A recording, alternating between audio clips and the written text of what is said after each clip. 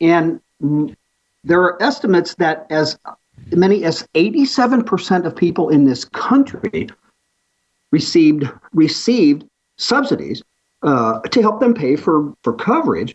It may be time here coming up tax time, April 15th, for a lot of them to pay the piper. In other words, they're going to have to reconcile how much they actually earned in 2014 with what they estimated. And these estimates go back as far as October 2013, when open enrollment happened for the first time.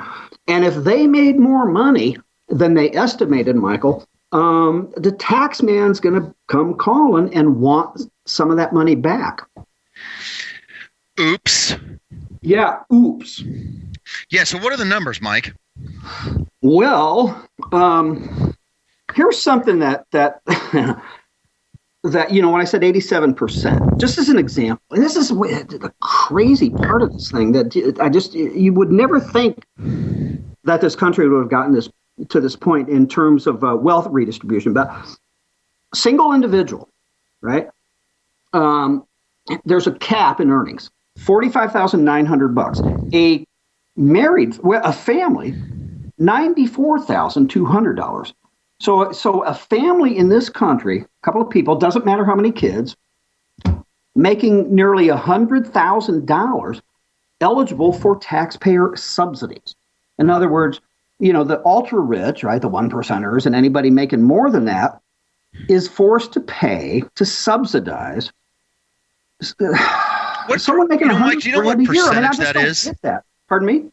What income percentage is that? What do you mean? What income percentage is it? In terms of what quartile or quintile of income does $94,000? It's man, I used to have all this stuff memorized all the way down the list. It's in the top 5%. Oh my gosh. Yeah, it's the way they do it, what's interesting is they make it as a percentage above the poverty level. So how does this say here? I just found a thing that goes through it. So they make it sound like, well, if you're a percentage, your percentage of income is X percent, in which case, what, it's 4%, 400%. Mm-hmm. 400% is at $94,000 is the cutoff, right? Right. So at $93,000, you spend $8,900 a year for your health care. At $94,000, you lose $9,000 of incentive. Right. I want to figure out, that's got to be in the top, I don't know if I'd say it's in the top 5%. The $94,000 income level is. But here's the thing that I think is interesting. We all remember how Obama, Nancy Pelosi, Harry Reid, on down the list. This gets back to the employee mandate that says if you don't buy insurance, you're going to pay a fine. Remember how they argued that wasn't a tax? That wasn't a tax. The Supreme Court, when John Roberts rolled over for Obama, he could only do that by saying that it was a tax. So built into this law, these subsidies that people receive, in other words, you and I or whomever, helping them pay, us paying more so that they can pay less. Within the law, the IRS looks at these subsidies as tax credits. And if you've been given too much of a tax credit because you underestimated your income for 2014, then you got to pay some of that back. And that's been built into the law, Michael, from the beginning. Right. Here's the deal. I found it. For 2011, so this is 3 years old now. The top 10% were at $120,000. 5% was $168,000. Top 1% was $390,000. Okay. Top 25% was $70,000. So you're probably, if it's 80, we'll put it this way, 80% of the people in the country, roughly 80% of the people in the country that earn income get subsidies. And some of the reports now are suggesting, or some of the estimates, up to 87%. I've been out of the financial planning business for a while, haven't I? When I went with that. Yeah, now think about that for just a quick second. 80 to 87% of all Americans are getting a subsidy of some kind. It's insane. So you know what that does, Mike? I think about that for just like 2 seconds. I think that the percentage of Americans that will vote against their own financial interest with regard to one of the most important financial decisions that they make is extremely low. That's why I just think Obamacare is such a, I mean, not in practice, but the idea of get covered, that, you know, if it's unaffordable to you, you're going to have subsidies. And 80 some percent of Americans, when they do their tax return this year, they're going to see some sort of reduction in their taxes or some sort of reduction in their premiums. And, you know, maybe it's a little bit different here in California, but if you're a family making $100,000 a year in Southern California, you don't think of yourself as earning a lot of money. Right. You think of yourself as making not anywhere near enough money to be anywhere near where you need to be with regard to retirement savings for your kids, paying off your house, paying off your car, paying off your debts. So it's very easy for somebody who's not understanding, hey, I'm in the top 20% of all Americans, to say, oh, yeah, well, 100 grand a year, of course I am deserving a subsidy because I got to budget every single penny I make to live. See, and here's the deal. I mean, excuse me. Liberals generally, and yes, I'm generalizing, which is why I said generally, liberals don't, you and I talk about this a lot. I mean, they don't care about they don't pay attention to the facts sometimes. Not only do they not know most of them, they don't care. Because when Obama gets up there and he talks about, you know, the uninsured, we have to take care of them. And, you know, it's wrong for, you know, a single mother with 22 kids to be denied coverage because of pre-existing conditions, and on and on and on and on down the line. But they never care about or learn about the rest of the story, that this is going to cost you for your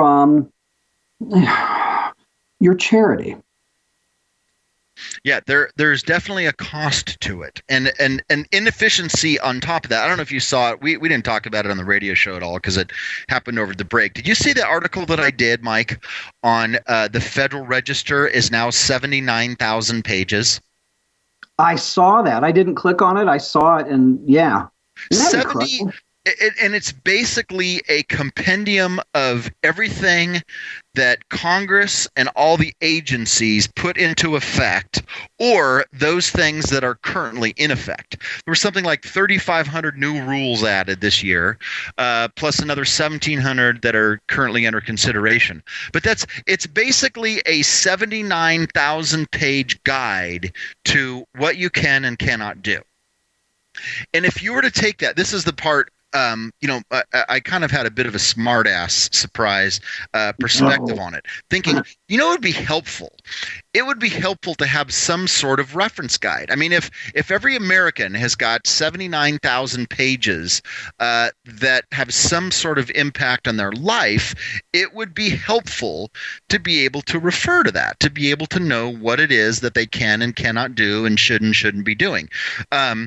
If you printed that out, it would be a 26-foot high stack of 8.5 by 11 paper.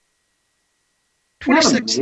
Yeah. It was funny just to kind of fart around. I went down to Office Max. You know, you get those 3-ring binders, and you can get them with a half inch or a 1 inch or 1.5 or 2 like inch. 4 inches if you want. Yeah, you can get. Well, you cannot get a 26.5 foot tall binder.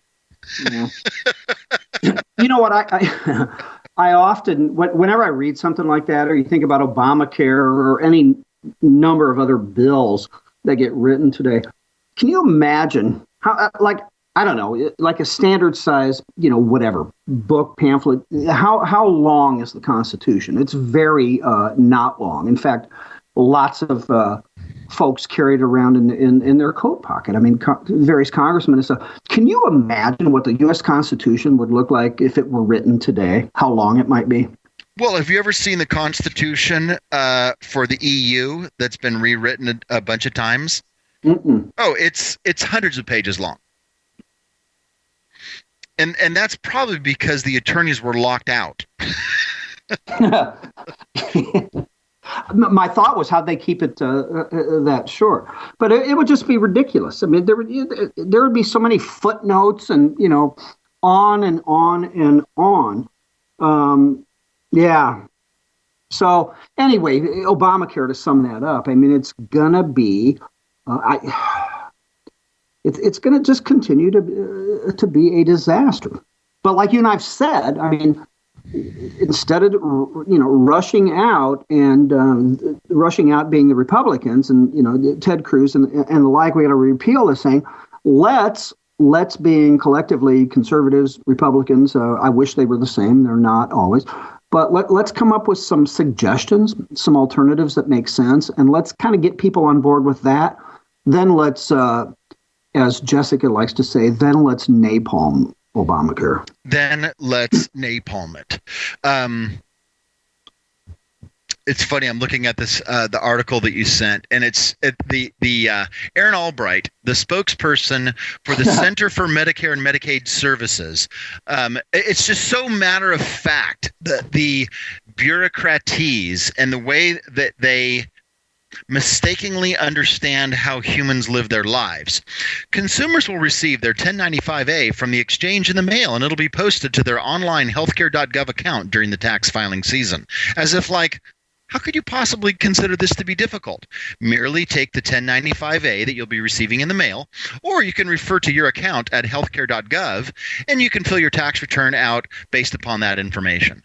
Not amazing. Then you see the next guy. He says, it will be very difficult for those individuals who received premium tax credits to prepare their taxes on their own and get this straight. This is a law professor from Washington and Lee University. And so then when you get that form, that 1095-A, then you got to take that information, transfer it to an 8962. Dude, not only like normal everyday people who used to doing their taxes around their dinner table, I'm thinking the basic clown at H&R Block is not going to even get this straight. Well, because now that's just if you have a lack of familiarity with Form 8962, Mike. Right. And 1095-A and all of the above. But just it's completely hilarious, dude. Yeah, and by hilarious, you mean mind-numbingly, face-palmingly, slam your forehead into your desk absurd. Exactly. But on the other hand, is it not true, Mike? There are people that are now covered who were not before. Is that a true statement?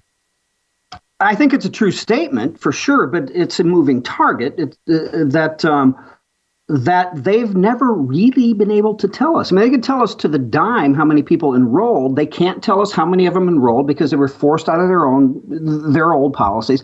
How many of those are Medicaid people that were going to enroll anyway, one way or the other. So sure there are, but you know what I'm thinking? People that are enrolled now that weren't before, you and I are subsidizing the hell out of their premiums. Yeah. Yeah. Well, obviously what I'm doing there, Mike, is I'm just echoing the talking point right. To simplify it down to, do you not think people deserve coverage is a game of a question for the left on this issue. What they do, because it's about emotion, not the rest of the story. Yeah, exactly. All right, hey, we're almost out of time here. You've been listening to The Right Mics with Mike Miller and Michael Hausum. If you'd like to call in, we've got another hour up in just a short bit. The number is 412-567-6879. We'll be right back.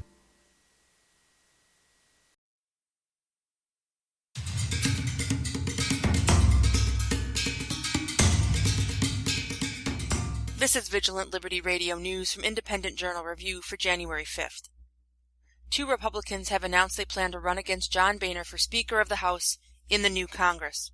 On Saturday, Congressman Ted Yoho of Florida announced his challenge, and Texas Congressman Louis Gohmert made his announcement Sunday. In a statement, Gohmert said that the 2014 midterms made it clear voters want leadership changes in Congress, and that, quote, there have been numerous examples of problematic Republican leadership, but we were hopeful our leaders got the voters' message, and went on to cite passage of the Cromnibus spending bill as a reason Congress needs new leadership. It would take 29 votes to depose John Boehner, and if Boehner does